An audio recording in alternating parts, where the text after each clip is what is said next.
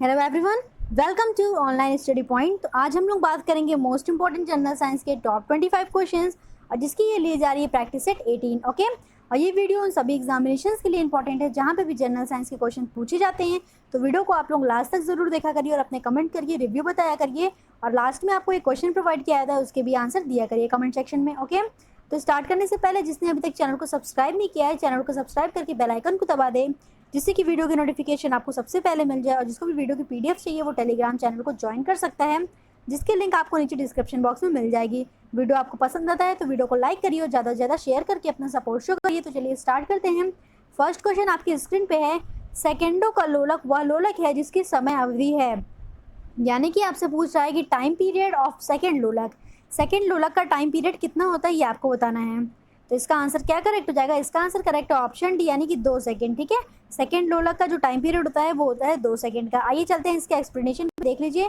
Second लोलक वह लोलक है जिसका आवर्तकाल ठीक ठीक 2 सेकंड होता है, अतः इसकी आवृत्ति क्या होगी? 1/2 हर्ट्ज होती है। इसकी आवृत्ति क्या हो जाएगी? फ्रिक्वेंसी पूछेगा आपसे, तो फ्रीक्वेंसी हो जाएगी 1/2 हर्ट्ज। ओके, यहाँ तक क्लियर हो गया। आइए चलते हैं नेक्स्ट क्वेश्चन आपकी स्क्रीन पे है, आयोडीन परीक्षण किसका पता लगाने के लिए प्रयुक्त किया जाता है? आयोडीन टेस्ट किसके परीक्षण के लिए प्रयुक्त किया जाता है ये आपको बताना है। तो इसका आंसर करेक्ट है क्या? बताइए जल्दी से। इसका आंसर करेक्ट है ऑप्शन बी, यानी कि कार्बोहाइड्रेट। ठीक है, अगर यहाँ पे स्टार्च भी लिखा होता तो भी आपका आंसर करेक्ट हो जाता। स्टार्च टेस्ट भी करते हैं यूजिंग आयोडीन। ओके, जैसा कि आपको यहाँ पे डायग्राम में दिख रहा होगा। इसका एक्सप्लेनेशन देखिए क्या है। आयोडीन स्टार्च परीक्षण एक रासायनिक प्रतिक्रिया है जिसका उपयोग स्टार्च की उपस्थिति के लिए या फिर आयोडीन के परीक्षण के लिए किया जाता है। यहाँ पे आपको हम बार बार बता रहे हैं कि स्टार्च लिखा होगा या फिर कार्बोहाइड्रेट लिखा होगा, आपका दोनों आंसर करेक्ट हो जाएगा। ठीक है, स्टार्च और आयोडीन का संयोजन तीव्रता से नीला काला है। स्टार्च और ट्राई आयोडाइड के बीच अंतःक्रिया आयोडोमेट्री का आधार होता है। ठीक है, तो ओवरऑल आपका क्वेश्चन क्या था? आपका क्वेश्चन था कि आयोडीन परीक्षण किसका पता लगाने के लिए किया जाता है। तो इसका आंसर करेक्ट ऑप्शन भी कार्बोहाइड्रेट, या फिर यहाँ स्टार्च भी होता तो ये भी ऑप्शन आपका करेक्ट हो जाता। चलिए चलते हैं नेक्स्ट क्वेश्चन आपकी स्क्रीन पे है। क्वेश्चन 3 पढ़िए, न्यूक्लियस के बाहर डीएनए कहाँ मिलता है? आपसे पूछा जा रहा है कि न्यूक्लियस के बाहर अगर डीएनए देखना होगा तो वो कहाँ पे मिलेगा। हमने आपको एक वीडियो में ये चीज़ क्लियर कर दिया था कि जो डीएनए होता है वो न्यूक्लियस में होता है, और न्यूक्लियस में भी कहाँ? तो क्रोमोजोम में। और क्रोमोजोम किससे मिलकर बना होता है? तो क्रोमोजोम डीएनए और हिस्टोन प्रोटीन से मिलकर के बना होता था। ठीक है, तो ये चीज़ हमने आपको क्लियर कर दिया था। अब आज का क्वेश्चन क्या है कि न्यूक्लियस के बाहर अगर डीएनए देखना हो तो वो कहाँ मिलेगा? तो इसका आंसर राइट है ऑप्शन बी, माइटोकॉन्ड्रिया में। ठीक है, तो माइटोकॉन्ड्रिया में आपको डीएनए मिल जाएगा। माइटोकॉन्ड्रिया कैसा होता है? तो यह उंगली नुमा संरचना होती है और इसको हम लोग क्या कहते हैं? जल्दी से बताइए, इसका हमने आपको क्या नाम बताया था? माइटोकॉन्ड्रिया को क्या कहा जाता है? इसका आप लोग कमेंट करके बताइए आंसर। ओके, आइए इसका एक्सप्लेनेशन देखिए। माइटोकॉन्ड्रियल डीएनए, माइटोकॉन्ड्रिया में स्थित डीएनए होता है, ये क्या करता है? यूकैरियोटिक सेल के सेलुलर अंगों के भीतर भोजन से रासायनिक ऊर्जा में परिवर्तित करके कोशिकाओं को एडेनोसाइन ट्राइफॉस्फेट यानी कि एटीपी की तरह उपयोग करता है। ठीक है, तो ये क्या करता है? रासायनिक ऊर्जा में परिवर्तित करके एटीपी की तरह में उसका उपयोग करता है। यहाँ तक क्लियर हो गया? अब तो आपका और आंसर क्लियर हो गया होगा। जल्दी से बता दीजिए फिर कमेंट बॉक्स में जाकर के कि माइटोकॉन्ड्रिया को क्या कहा जाता है। आइए चलते हैं नेक्स्ट क्वेश्चन आपकी स्क्रीन पे है, गैस से भरे गुब्बारे का नाखून की तुलना में सुई से फटना आसान क्यों होता है? गैस का जो भरा गुब्बारा है अगर हम उसको नाखून से फोड़ेंगे या फिर सुई से फोड़ेंगे तो सुई से जल्दी से फट जाएगा, वो ऐसा क्यों होता है ये बताइए जल्दी से। तो इसका आंसर क्या करेक्ट है? इसका आंसर करेक्ट है ऑप्शन सी, यानी कि सुई गुब्बारे पर नाखून की तुलना में अधिक दाब डालती है। सुई जो होती है वो अधिक दाब डालेगी। क्यों अधिक दाब डालती है आइए उसको एक्सप्लेन करके बताते हैं आपको। सुई गुब्बारे पर नाखून की तुलना में अधिक दाब डालती है, ऐसा इसलिए होता है क्योंकि जो सुई का क्षेत्रफल होता है वो काफ़ी कम होता है। तो जिसका क्षेत्रफल कम होगा उसके द्वारा दाब अधिक पड़ेगा, क्योंकि प्रेशर जो है वो इनवर्स में प्रोपोर्शनल है किसके? एरिया के।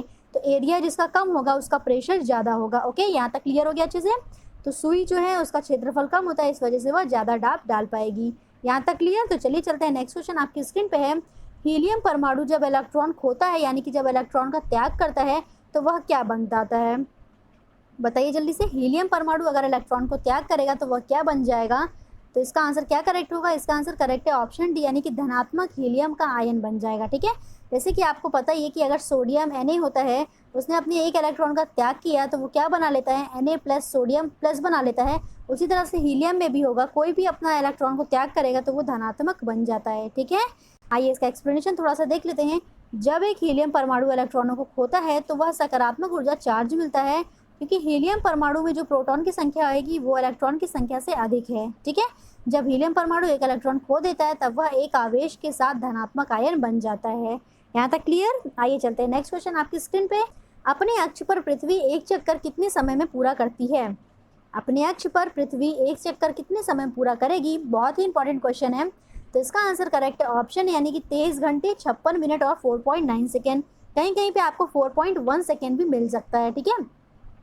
तो जब भी पृथ्वी अपने अक्ष पर घूर्ण गति करेगी तो उससे दिन और रात का पता लगाया जाता है, और जब पृथ्वी सूर्य की परिक्रमा करेगी चारों तरफ तो उससे वर्ष का पता लगाया जाता है, ठीक है। कमेंट करके बताइए कि एक वर्ष कितने के बराबर होता है। आइए चलते हैं नेक्स्ट क्वेश्चन आपकी स्क्रीन पे है। अल्फा विष किससे बनते हैं? अल्फा विष किससे बनते हैं ये आपको बताना है। जल्दी से बताइए इसका आंसर क्या है। तो इसका आंसर करेक्ट हो जाएगा ऑप्शन डी, यानी कि अल्फा विष जो होते हैं वो कवक से बनाए जाते हैं, ठीक है। अल्फा विष कवक से बनाए जाते हैं, अच्छे से इसको याद करके रखिए। आइए चलते हैं नेक्स्ट क्वेश्चन आपकी स्क्रीन पे। जल संसाधनों के संरक्षण का सबसे अच्छा तरीका क्या है? जल संसाधनों के संरक्षण करने का सबसे अच्छा तरीका क्या है बताइए। तो इसका आंसर क्या करेक्ट हो जाएगा? वर्षा के जल का संग्रहण, ये भी ठीक है। सतत जल की उपयोगिता, ये भी ठीक है। प्राकृतिक वनस्पति का पुनर्जागरण यानी कि रीजनरेशन को प्रोत्साहित करना, ये भी ठीक है।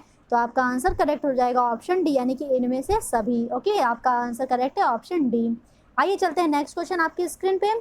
पृथ्वी के समीप पाई जाने वाली वायुमंडलीय परत क्या कहलाती है? पृथ्वी के सबसे समीप में पाई जाने वाली वायुमंडलीय परत क्या कहलाती है? तो इसका आंसर करेक्ट है ऑप्शन बी, यानी कि ट्रोपोस्फेयर, ठीक है।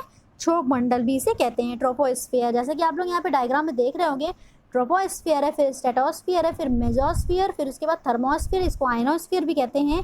उसके बाद सबसे वायुमंडल हो जाएगा एक्सोस्फियर। ओके, क्षोभ मंडल, समताप मंडल, मध्य मंडल, आयन मंडल और वायुमंडल। क्षोभ मंडल में मौसम से संबंधित जितनी भी घटनाएं होती है वो होता है। स्ट्रेटोस्फियर में आपकी ओजोन लेयर पाई जाती है, यानी कि समताप मंडल में ओजोन लेयर पाई जाती है, और इसमें ही वायुयान चालक जो होते हैं वो अपनी वायुयान को उड़ाते हैं, ठीक है। जैसे एरोप्लेन वगैरह जो उड़ती है वो कहाँ उड़ती है? तो समताप मंडल में उड़ती है। मध्य मंडल आपकी सबसे ठंडी परत मानी जाती है, और आयनोस्फीयर, यहाँ पे जितने भी रडार्स के होते हैं, आयंस, इलेक्ट्रॉन के चार्ज जो होते हैं वो आयनोस्फीयर में होते हैं, और बाह्य स्फीयर आपका सबसे बाह्य मंडल होता है। ओके, यहाँ तक क्लियर हो गया। आइए चलते हैं नेक्स्ट क्वेश्चन आपकी स्क्रीन पे है। पृथ्वी के पलायन वेग की अपेक्षा कम वेग पर अगर मिसाइल को लॉन्च करना है तो उसके लिए कुल ऊर्जा किस प्रकार की चाहिए, ये आपसे पूछा है। 4 ऑप्शन आपको दिए गए हैं, बताइए इनमें से क्या करेक्ट है। तो इसका आंसर करेक्ट है ऑप्शन बी, यानी कि ऋणात्मक ऊर्जा चाहिए होगी, ठीक है। कुल ऊर्जा जो चाहिए होगी वो कैसी होगी? ऋणात्मक होगी। आइए चलते हैं नेक्स्ट क्वेश्चन आपकी स्क्रीन पे। प्रथम एंटीबायोटिक की खोज किसने की थी? सर्वप्रथम एंटीबायोटिक की खोज किसने की थी? तो इसका आंसर करेक्ट है ए फ्लेमिंग ने, ठीक है। किसने की थी? तो ए फ्लेमिंग ने की थी। आइए इसका फुल नेम देखते हैं हम लोग। फुल नेम क्या है देखिए। पेनिसिलिन की खोज का जो श्रेय है वो 1928 में स्कॉटिश वैज्ञानिक एवं नोबेल प्राइज विजेता अलेक्जेंडर फ्लेमिंग को जाता है। अलेक्जेंडर फ्लेमिंग यानी कि ए फ्लेमिंग के नाम से भी इनको जाना जाता है। उन्होंने क्या दिखाया कि पेनिसिलियम नोटेटम उपयुक्त सबस्ट्रेट में बढ़े तो यह एंटीबायोटिक गुणों के साथ एक पदार्थ निश्चित करेगा, जिसे उन्होंने पेनिसिलिन करार दिया। यहाँ तक आप सभी को क्लियर हो गया। तो सबसे पहले एंटीबायोटिक की खोज किसने की थी? तो ये की थी अलेक्जेंडर फ्लेमिंग ने। Okay, clear. आइए चलते हैं नेक्स्ट क्वेश्चन आपकी स्क्रीन पे। सर्वाधिक इस्तेमाल में आने वाला विरंजन अभिकर्मक क्या है? सबसे ज़्यादा इस्तेमाल में आने वाला विरंजन अभिकर्मक क्या है? तो इसका आंसर क्या करेक्ट होगा? इसका आंसर करेक्ट है ऑप्शन डी, यानी कि क्लोरीन, ठीक है। जहाँ जहाँ पे भी आप लोग विरंजन का नाम सुनते होगे अभिकर्मक का, वहाँ पे क्लोरीन ज़रूर सुनते होगे। तो सबसे ज़्यादा क्लोरीन का इस्तेमाल में लाया जाता है। आइए इसका एक्सप्लेनेशन देखिए क्या है। रंगीन पदार्थों से रंग निकाल करके उन्हें श्वेत करने को विरंजन यानी कि ब्लीचिंग कहते हैं। विरंजन से केवल रंग ही नहीं निकलता है, वरन प्राकृतिक पदार्थों से अनेक अपद्रव्य भी निकल जाते हैं। यहाँ तक क्लियर। तो इतना समझ लीजिए कि रंगीन पदार्थों से जो रंग निकालने की प्रक्रिया होती है उन्हें श्वेत कर दिया जाता है, उसी को बोलते हैं विरंजन करना या फिर ब्लीचिंग करना। ओके, ऐसे पदार्थों में रुई, वस्त्र, नीलॉन, ऊन, रेशम, कागज, लुगदी, चीनी और अन्य पदार्थ होते हैं। विरंजन का कार्य क्या होता है? प्रायः ऑक्सीकरण पर आधारित है। एक चीज़ और ध्यान दीजिएगा कि आपसे क्वेश्चन पूछ सकता है विरंजन यानी कि ब्लीचिंग का कार्य किस पे आधारित है? तो ये आधारित है ऑक्सीकरण पर, ठीक है। ऑक्सीकरण पर आधारित है, और अधिकांश विरंजक जो होते हैं वो कैसे होते हैं? क्लोरीन होते हैं, क्लोरीन पर आधारित होते हैं। ओके, क्लियर हो गया। तो अगर अधिकांश विरंजक किस पे आधारित है? तो क्लोरीन पर आधारित होते हैं। आइए चलते हैं नेक्स्ट क्वेश्चन। क्वेश्चन 13 आपकी स्क्रीन पे है। व्यक्ति पृथ्वी की सतह की तुलना में चंद्रमा की सतह पर अधिक ऊंचा क्यों उछल सकता है? इस टाइप के क्वेश्चन बहुत ज़्यादा एग्जाम में पूछे जाते हैं, तो इसका आंसर एक ही करेक्ट होता है, वो आपको एकदम अच्छे से याद रखने हैं। क्यों? क्योंकि चंद्रमा में जो गुरुत्वाकर्षण के कारण त्वरण जो होता है वो पृथ्वी की तुलना में कम होता है। पृथ्वी पर क्या है, गुरुत्व त्वरण कितना होता है, चंद्रमा पर गुरुत्व त्वरण कितना होगा पृथ्वी का, तो ये होता है g/6, यानी कि 1/6 होता है पृथ्वी का। तो चंद्रमा में जो गुरुत्वाकर्षण के कारण त्वरण होता है वो पृथ्वी की तुलना में काफ़ी कम होता है, इसलिए व्यक्ति पृथ्वी की सतह की तुलना में चंद्रमा की सतह पर अधिक ऊंचा उछल सकता है। ओके, क्लियर हो गया, क्यों, क्योंकि उसमें गुरुत्व त्वरण कम लगेगा। ओके, आइए चलते हैं नेक्स्ट क्वेश्चन आपकी स्क्रीन पे। इसकी खोज के लिए वॉक्समैन को नोबेल पुरस्कार दिया गया। आपसे पूछा है कि निम्नलिखित में से 4 ऑप्शन दिए गए हैं, इसमें से किसकी खोज के लिए वॉक्समैन को नोबेल पुरस्कार मिला। इसका आंसर करेक्ट है ऑप्शन है, यानी कि स्ट्रेप्टोमाइसिन के लिए। किसके लिए, स्ट्रेप्टोमाइसिन के लिए।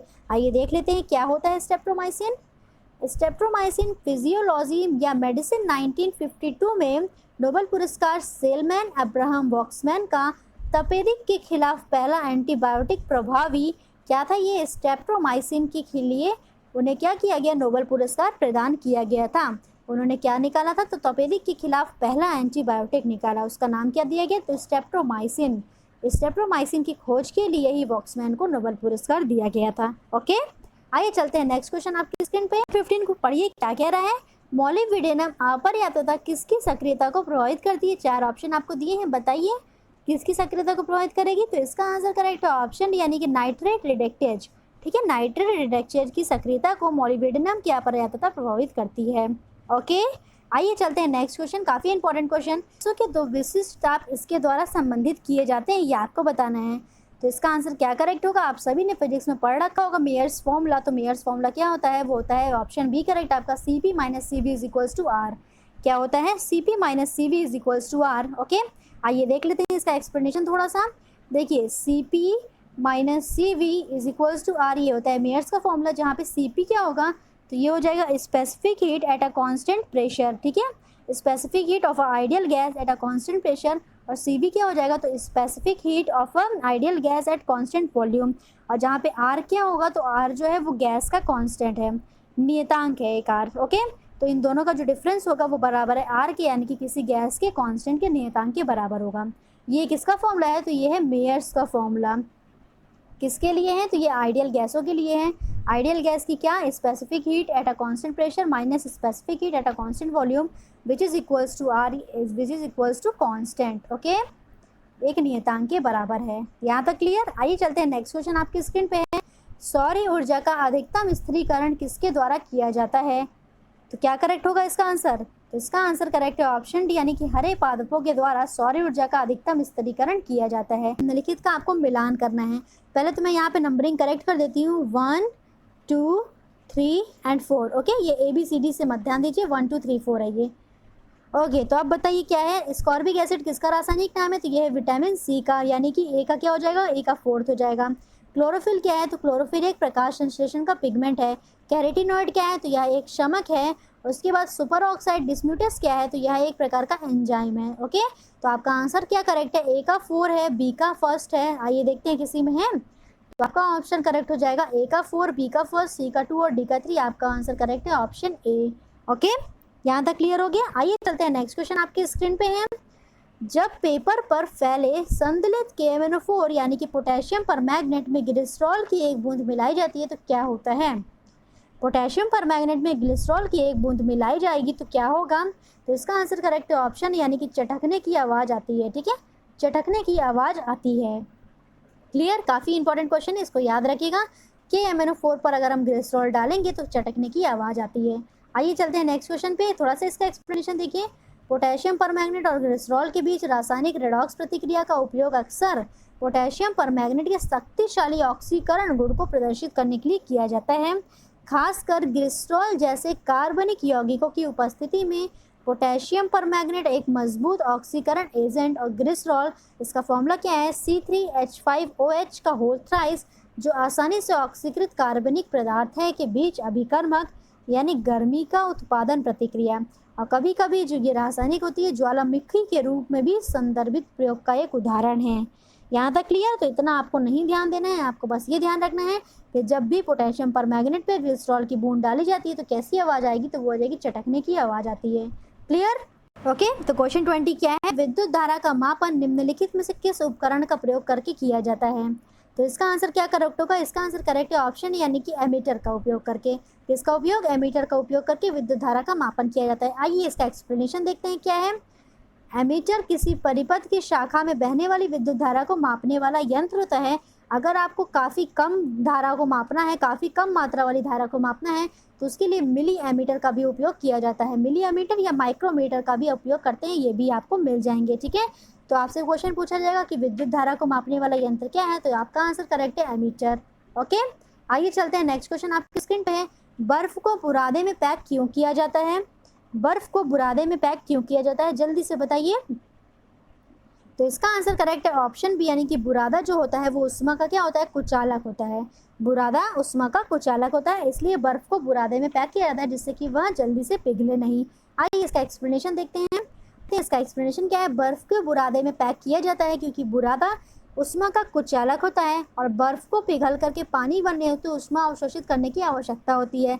अगर इसको बुरादे में पैक करेंगे तो बुरादा उष्मा का कुचालक है और उसके लिए वह उष्मा जो है अवशोषण में टाइम लगेगा। ठीक है, बर्फ़ के गलने के लिए जो उष्मा अवशोषण होगा उसमें उसको अधिक टाइम लगेगा, इसलिए बर्फ़ अधिक लंबे समय तक पिघलेगी नहीं। यहाँ तक क्लियर हो गया आप सभी को?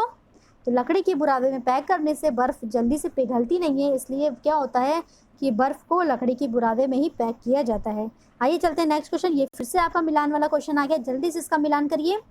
तो ए का क्लोरोफिल फिर से आ गया, तो ये क्या है? तो एक प्रकाश संश्लेषण का पिगमेंट है। बी नास्टक है। नास्टक क्या होता है? तो ये ड्राई एज़ोट्रोफ है। वाष्पोत्सर्जन क्या होता है? तो वाष्पोत्सर्जन होता है पादप सतह से पानी की कमी। उसके बाद गेहूं का किट क्या हो जाएगा? तो ये हो जाएगा एक प्रकार का पादप रोग। ओके, तो क्या आंसर करेक्ट है? ए का सेकेंड, बी का थर्ड, डी का फोर और सी, डी का क्या है? फर्स्ट है और सी का क्या है? फोर है। ओके, तो आइए आपका ऑप्शन क्या करेक्ट है? आपका ऑप्शन करेक्ट हो जाएगा ऑप्शन थर्ड यानी कि ए का सेकेंड, बी का थ्री, सी का फोर और डी का वन। ओके, यहाँ तक क्लियर? तो चलिए चलते हैं नेक्स्ट क्वेश्चन आपकी स्क्रीन पे है। जल द्वारा जलने की तुलना में भाप द्वारा जलना अधिक कष्टदायी यानी कि गंभीर क्यों होता है?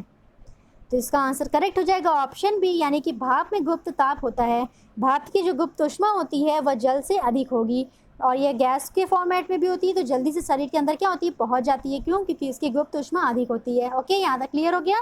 ओके, तो क्वेश्चन 24 अब आपकी स्क्रीन पे है। क्वेश्चन 24 को पढ़िए। इंद्रधनुष तब बनते हैं जब सूर्य का प्रकाश कैसा होना चाहिए? इसका आंसर बताइए। चार ऑप्शन आपको दिए हैं, इनको पढ़िए। तो इसका आंसर क्या करेक्ट हो जाएगा? इसका आंसर करेक्ट है ऑप्शन बी यानी कि वायुमंडल में वर्षा बूंदों पर गिरने से अपवर्तन और आंतरिक कोर जो होता है वो परावर्तन होने पर विकीर्ण हो जाता है, इस वजह से इंद्रधनुष बनते हैं। ठीक है, यहाँ तक क्लियर हो गया? आइए चलते हैं इसके नेक्स्ट क्वेश्चन पे। नेक्स्ट क्वेश्चन 25 आपकी स्क्रीन पे है। पारिस्थितिकी तंत्र किससे मिलकर के बना होता है? यानी कि आपको बताना है कि इकोसिस्टम किससे मिलकर बना है। तो इसका आंसर करेक्ट हो जाएगा ऑप्शन है जीवी समुदाय और उसके निर्जीव घटकों से यह मिलकर के बना होता है इकोसिस्टम। ठीक है, आइए इसका एक्सप्लेनेशन देखते हैं। इसका एक्सप्लेनेशन क्या है? जीव विज्ञान की एक शाखा जिसमें जीव समुदाय और उसके वातावरण के साथ पारस्परिक संबंधों का अध्ययन करते हैं पारिस्थितिकी तंत्र कहलाता है। प्रत्येक जंतु या वनस्पति एक निश्चित वातावरण में ही रहते हैं। और पारिस्थितिकी तंत्र के घटक क्या क्या होते हैं? तो एक होता है जैविक घटक और एक होता है अजैविक घटक। अजैविक घटक में क्या क्या आते हैं? तो भौतिक कारक, अकार्बनिक पदार्थ और कार्बनिक पदार्थ आते हैं। जैविक घटक में क्या क्या आ जाएगा? तो उत्पादक, उपभोक्ता और अपघटक आएंगे। ठीक है, उत्पादक क्या होते हैं? जो अपना भोजन स्वयं बनाते हैं। उपभोक्ता क्या होते हैं? जो उत्पादक पर निर्भर रहते हैं यानी कि जो अपना भोजन स्वयं नहीं बना पाते हैं। हरे पेड़ पौधों से यानी कि उत्पादक से अपना भोजन प्राप्त करते हैं। ठीक है, अपघटक क्या होते हैं? तो वो काफ़ी सूक्ष्म जीव होते हैं। ओके, यहाँ तक क्लियर हो गया? और अपमार्जक क्या होते हैं ये आप लोग बताइए जरा से कमेंट करके, अपमार्जक क्या होते हैं। तो आइए चलते हैं कल का क्वेश्चन देखिए। कल का क्वेश्चन आपकी स्क्रीन पे है। गो दूध में पीलापन का कारण क्या होता है? आपसे पूछा गया था, तो इसका आंसर करेक्ट है ऑप्शन सी यानी कि कैरोटीन के कारण क्या होता है? दूध में पीलापन होता है। अब देखिए आज का क्वेश्चन क्या है। आज का क्वेश्चन आपकी स्क्रीन पे है। अत्यधिक वर्षा का कारण भूमंडलीय क्षेत्र पहचाना जाता है। अत्यधिक वर्षा के कारण भूमंडलीय क्षेत्र को कैसा पहचाना जाता है ये आपको बताना है। ओके, और आप ये भी बताइए कि आपके 25 क्वेश्चन में से कितने क्वेश्चन करेक्ट हो रहे हैं। वीडियो आपको पसंद आ रहा है तो वीडियो को लाइक करिए, ज़्यादा से ज़्यादा शेयर करके अपना सपोर्ट शो करिए और कमेंट करके अपने रिव्यूज़ जरूर बताया करिए, अपने रिव्यू शेयर करिए। Okay, thank you so much.